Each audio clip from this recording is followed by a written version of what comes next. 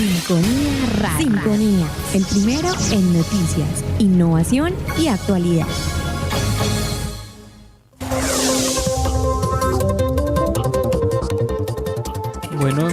Bueno, siendo las 7:33 de la mañana, ya nos acompaña vía telefónica el representante a la Cámara, John Jairo Berrío. Él es representante a la Cámara por Antioquia y el Partido Centro Democrático. Representante, qué bueno tenerlo aquí. Lo saluda Sebastián Alzate, ¿cómo está? Muy buenos días, Sebastián. Un saludo cordial para usted, para Andrés, para Marcela Carvajal, que también están allí, y para toda la audiencia de este importante programa. 7:33 de la mañana, un saludo nuevamente para el representante de la Cámara. Quien te habla es Juan Andrés Méndez. Empecemos esta entrevista con un panorama que usted nos puede brindar. Básicamente queremos saber usted cómo califica la gestión del presidente Duque ante la pandemia del COVID-19. Es una situación que nadie esperaba en el mundo. Yo creo que ningún gobernante esperaba que en su periodo de gobierno tuviera que atravesar por una situación tan difícil y que exige de ellos el mayor esfuerzo posible para atender una situación como esta nunca antes vista. El gobierno nacional ha estado a la altura, el gobierno nacional ha tomado las decisiones, no solamente en temas de salud, donde ha estado al pendiente de moverse en los mercados internacionales para poder adquirir las vacunas, también ha estado tomando decisiones para proteger el pueblo colombiano en temas de salud, pero tampoco acabar con la economía. Entonces esa es una gradualidad que se le fue dando desde parte del gobierno, y también muy importante las ayudas sociales que se han venido presentando a las personas más necesitadas. Eso ha valido una parte muy importante del Producto Interno Bruto de nuestra nación, y eso hay que reconocérselo al gobierno nacional. Representante, lo saluda Marcela Carvajal desde aquí, desde la Comuna 5. Nosotros sabemos muy bien de su experiencia en el sector privado. Usted estaba en el sector textil y en el sector de transporte de pasajeros. Me gustaría que le contemos a todos nuestros oyentes sobre las gestiones que usted ha desarrollado desde esos sectores en estos momentos de la pandemia y cómo se viene trabajando con ellos para la reactivación. El sector textil y confecciones es un sector que genera mucho empleo en el país. Se calcula que hay alrededor de 1,5 millones de empleos directos e indirectos son los que genera este sector cuando está trabajando a toda máquina. Genera unos puestos de trabajo que son de personas, o en su gran mayoría, de personas muy vulnerables, madres, cabezas de familia, y muchas de ellas sin un importante nivel de estudio. Ha sido muy golpeado el sector de confecciones y textiles en los últimos años debido a las importaciones del continente asiático, sobre todo importaciones de la China, de Bangladesh y ahora de parte de África del Norte, donde los salarios son miserables, son unos salarios paupérrimos, extremadamente bajos, y teniendo en cuenta que las confecciones tienen una alta intensidad en mano de obra, pues este corresponde más o menos al 35% del costo del producto final, hace que la mano de obra se convierta en una variable de costo supremamente importante. Y si ellos tienen unos salarios de 30 a 50 dólares el mes, pues es muy difícil competir contra ese producto cuando llega a Colombia. Se ha pedido al gobierno nacional que coloque unos aranceles, que piense en proteger la industria colombiana, pero más que proteger la industria colombiana es proteger los empleos en Colombia. Hemos venido haciendo diferentes reuniones con el Ministerio de Comercio, lideramos un proyecto de ley donde se aumentaban los aranceles de los productos asiáticos, sobre todo donde no se tienen tratados de libre de comercio, productos confeccionados, terminados. Lamentablemente este proyecto, esta ley que fue aprobada, la Corte Constitucional la tumbó el año pasado. Entonces hemos venido insistiendo al Gobierno Nacional que vía decreto coloque estos aranceles. Hemos estado pues dando un acompañamiento claro y decidido al sector de confecciones y textiles. Ahora precisamente tenemos listo un proyecto de ley. Voy a recoger firmas entre unos compañeros de bancada para presentarlo el día de mañana. Este tiene que ver con la UGTP, la Unidad de Gestión de Pensiones y para fiscales, que creo que nos referiremos allá más adelante, pero brevemente les cuento que esta viene acabando también puestos de trabajo, no solamente en las confecciones, sino también en una cantidad de personas independientes, por la no haber claridad de cómo cotizan los independientes al sistema de seguridad en salud y pensiones. Y con respecto a los transportadores, los hemos venido acompañando también en sus luchas, en sus gestiones. También tenemos listo un proyecto de ley para recoger firmas y presentarlo el día de mañana en lo que tiene que ver con la precariedad del servicio. Este concepto jurídico, este concepto legal, tiene que ver con la seguridad jurídica que se le dé a las decisiones de inversión que tienen los transportadores. Para ponerles un ejemplo, los transportadores que tienen las rutas sobre el 80, el municipio de Medellín les exigió tener tecnología de Euro 5, además de tener unos parqueaderos y donde tuvieran el alistamiento, la tanqueada de los vehículos.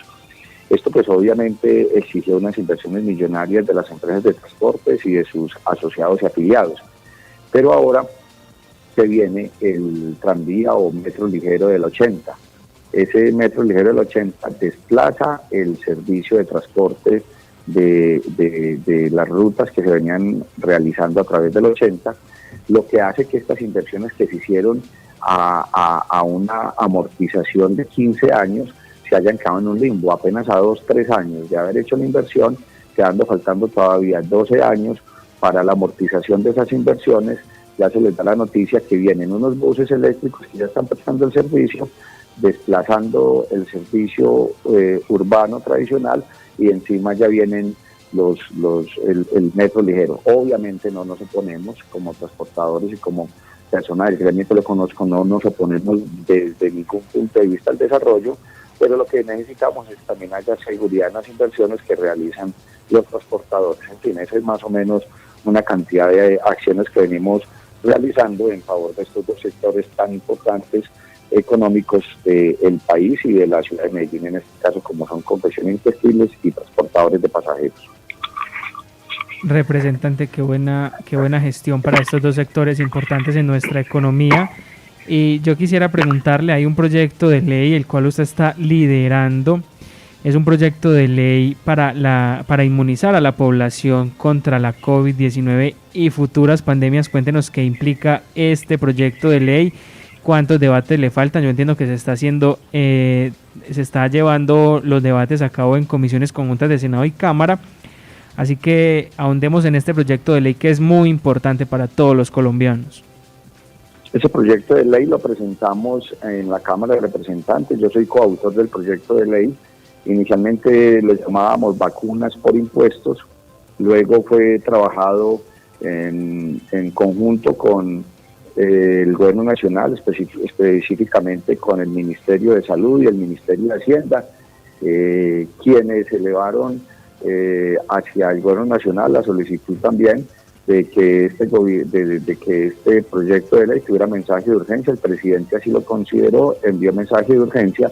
¿Y qué significa que un proyecto de ley tenga mensaje de urgencia? Significa que no se le da por separado primer debate, primero en Cámara, luego en plenaria, luego pasa a Senado, en comisión, y luego a plenaria. Entonces eso tiene un lapso bastante extenso en el tiempo. Lo que significa el mensaje de urgencia es que las comisiones tanto de Cámara y Senado se deben sentar a sesionar juntas sobre ese proyecto de ley, y luego ambas cámaras en plenaria, Cámara y Senado, le den el debate posterior, o sea que se agiliza de una manera impresionante el trámite del proyecto de ley. Ya como usted bien lo dijo, pasó el debate de comisiones conjuntas económicas, son las comisiones terceras. Ese debate se surtió el día sábado. ¿Y en qué consiste este proyecto? Lo primero es crear un marco legal y normativo para la adquisición de vacunas. Hoy, por ejemplo, el gobierno colombiano está maniatado para salir a negociar vacunas en el orden internacional. ¿Por qué? Porque hoy no existe la vacuna y el marco legal actual impide que el gobierno pueda colocar unos recursos en una cosa que no existe. Hoy no existe la vacuna, por lo tanto no hay que comprar. ¿Qué hace este proyecto de ley? Darle la posibilidad al gobierno nacional que pueda comprar, prepagar moléculas que están en estudio, que están en investigación. De esta manera no habrá que esperar a que la vacuna esté aprobada por la Organización Mundial de la Salud y posteriormente comprarla. Eso nos dejaría de últimos en la fila de la compra internacional de vacunas. ¿Qué estamos haciendo con este proyecto de ley? Dándole la seguridad jurídica al gobierno que puede salir a los mercados internacionales a pujar por la vacuna, pujar por las moléculas y invertir en estas investigaciones para que de tal manera luego pueda estar en un lugar importante de la fila y conseguir al menos para el año entrante las primeras 15 millones de dosis, que es lo que se espera con el mecanismo COVAX.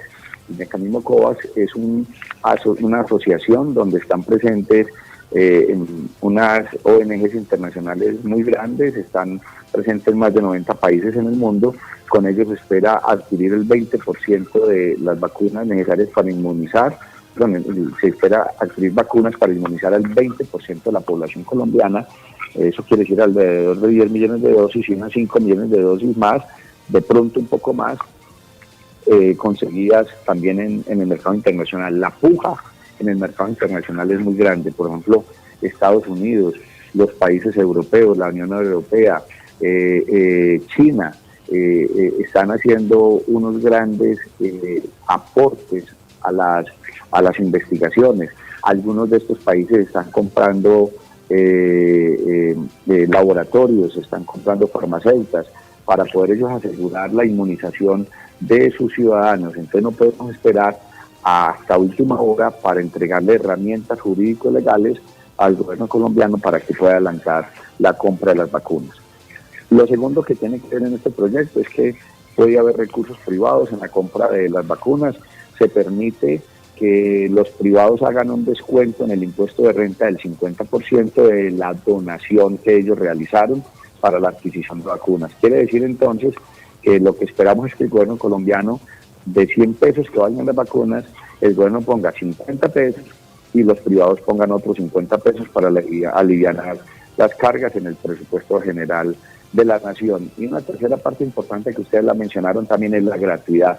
Lo que esperamos es que la universalidad de la vacunación, que las vacunas sean gratis para todos los ciudadanos colombianos, aunque en el primer debate se dejó claro que estos integrantes de las comisiones económicas quieren que se analice la posibilidad que sean estratos 5 y 6 paguen a plenitud las vacunas y estratos 1, 2, 3 y 4 sea gratis para ellos. Y por último, en este marco queda establecido también cómo enfrentar futuras pandemias que ojalá que no nos vuelvan a tocar. Representante, 7:35 de la mañana, la bancada del Centro Democrático tomó la decisión de no apoyar el proyecto de acto legislativo que busca la regulación del cannabis recreativo. ¿A qué se debe esta decisión?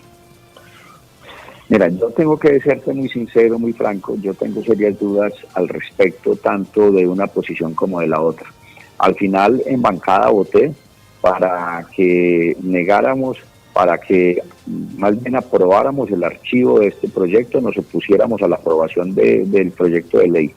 Las dudas son de parte y parte, pues escucho argumentos y creo que hay argumentos válidos de parte y parte. Uno de ellos es tratar de quitarle ese tema del microtráfico a las bandas, pero también hay unos argumentos muy fuertes en los que pues claramente se ve que el tema del alcohol, el aguardiente, y yéndonos claramente al aguardiente antioqueño, leía yo una columna hace algún tiempo sobre cómo casi el 50% del aguardiente que se vende en Antioquia no es legal, es un aguardiente ilegal, de contrabando o de aquellas personas que lo hacen rudimentariamente y no es producto de la fábrica de licores de Antioquia. O sea, si nosotros nos ponemos a mirar, la problemática con el alcohol es una problemática real. ¿Quién asegura que eso no va a suceder también con el cannabis? O sea, eso no es quitárselo tampoco de las manos al traficante o al microtraficante de drogas. Segundo, tiene que ver con los costos en la salud. Está bien que esto podría ser un negocio muy rentable para el Estado en un momento dado a través de las cargas impositivas que se le coloquen a las empresas de cannabis, pero también habría que ver cuáles son los costos que habría en el sistema de seguridad social, exactamente en el tema de salud, porque se aumentarían los casos de hipertensión, se aumentarían los casos de salud mental, se aumentarían inclusive casos de suicidio. O sea, eso tiene una connotación en salud bien importante, porque, para ponerte también otro ejemplo, como hice el paralelo con el licor, los cigarrillos le dejan una alta rentabilidad al Estado a través de impuestos, pero también le dejan unos altos costos al mismo Estado a través de que los tienen que asumir a través del sistema general en salud, puesto que son todos los problemas de orden respiratorio, los EPOC, el cáncer de pulmón, etcétera, etcétera. Son costos al sistema de salud dados por el consumo de cigarrillos. La empresa de cigarrillos coge sus utilidades, coge sus ganancias, paga sus impuestos, y el gobierno colombiano con esos impuestos lo que hace es cubrir los problemas de salud que ese mismo cigarrillo dejó. Entonces eso tampoco es la panacea, como se dice. Adicional, recordemos muy bien, lo que está hablando no es del cannabis en general, sino del cannabis recreacional. El cannabis aquí en Colombia es legal y para el tema terapéutico, para el tema medicinal, el cannabis medicinal es legal. La discusión que se tenía era sobre el cannabis, en este caso, para uso recreacional. Representante, me gustaría que le contáramos a todos nuestros oyentes qué proyectos de ley presentó para esta legislatura o qué planea presentar. Tenemos el proyecto de la Unidad de Gestión de Pensiones y Parafiscales. Este proyecto de ley busca poner en cintura a la UGPP. ¿Qué es la UGPP? Es la entidad encargada de vigilar el pago por parte de los trabajadores y de las empresas, la seguridad social en el país. Me parece que lo ha hecho bien, pero en el tiempo se ha venido extralimitando en sus funciones. Entonces, lo primero es aclarar de una forma meridiana, sin lugar a dudas y sin lugar a interpretaciones, cómo pagan los independientes la seguridad social. Para ponerte un ejemplo, Marcela, la UGPP revisa la declaración de renta de un independiente y le dice su declaración de renta, sus ingresos fueron de 100 millones de pesos. Usted debe haber pagado por 100 millones de pesos su seguridad social, pero no tiene en cuenta que para que este independiente hubiera generado esos 100 millones de pesos, pues por obvias razones tuvo unos costos, tuvo unos emolumentos, tuvo que hacer unas erogaciones para obtener esos ingresos. Eso es de lógica. Posiblemente esos 100 millones de ingresos lo obligaron a tener 80 millones de pesos de egresos. Quiere decir que su utilidad es de 20 millones de pesos. Entonces, lo que hace la UGPP es que coge los ingresos de la declaración de renta, pero no coge los gastos. Lo que estamos diciendo con este proyecto de ley es, no, coja los ingresos, coja los gastos y coloque sobre la utilidad, lo realmente recibido, obtenido por ese independiente, y entonces él no tiene que pagar su seguridad social por 100 millones de pesos, sino que la tiene que pagar por 20. Esta simple situación está presentando grave problemática para los independientes, para los empresarios, para los emprendedores, porque les están llamando 2, 3, 5 años después a decirles: usted debe, durante estos 5 años nos debe X plata, X dinero. Por decir algo, vuelvo a poner el ejemplo de cifra redonda, 100 millones de pesos. Resulta que esos 100 millones de pesos que supuestamente se le debe a los GPP, la forma que tiene de cobrar hoy, que también la modificamos en este proyecto de ley, es demasiado agresiva. En un año podría pasar de 100 millones a más de 1.000 millones de pesos en deuda, porque ¿cómo lo cobra? Cobra multas, sanciones e intereses de mora.